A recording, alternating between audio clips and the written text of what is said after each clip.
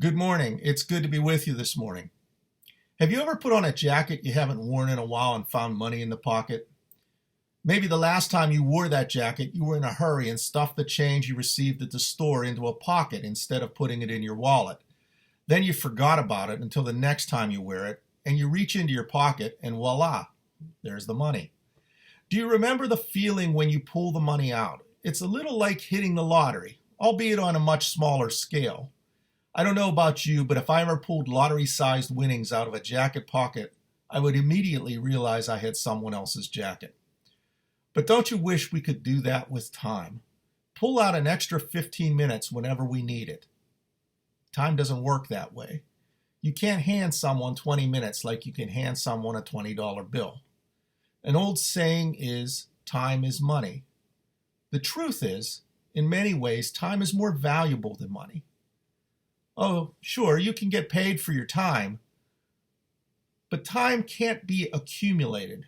It can only be spent. The question to be answered is, how will you spend your time?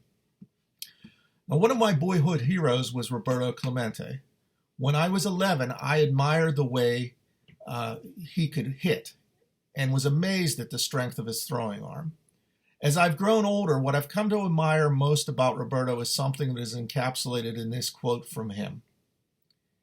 Anytime you have an opportunity to make a difference in this world, and you don't, you are wasting your time on earth. You see, that's the philosophy that put him on a plane on New Year's Eve, 1972, carrying earthquake relief supplies to Nicaragua. He could have written a check, but he hoped to be able to ensure that the supplies got to the people who needed it. He wasn't going to waste his time. His intent was to share his time with people who desperately needed it.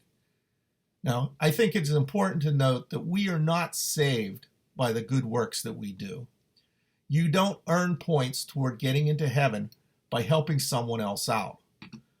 Paul's letter to the Ephesians makes it clear that we are saved by grace alone and not by the works that we do. But Paul doesn't let us off the hook either. In Galatians 6, verse 9, he writes, "And let us not grow weary of doing good, for in due season we will reap if we do not give up." When we do good, we are demonstrating to others all that God has done in our lives. When we make an intentional decision to share our time by visiting with another person, by working side by side with others in our church family, or by volunteering to help with a project in the community, we are not wasting time. What we are doing is demonstrating to others that we love our neighbors because God first loved us. So, in this stewardship season, prayerfully consider how you will spend not just your talents and treasure, but also how will you spend your time?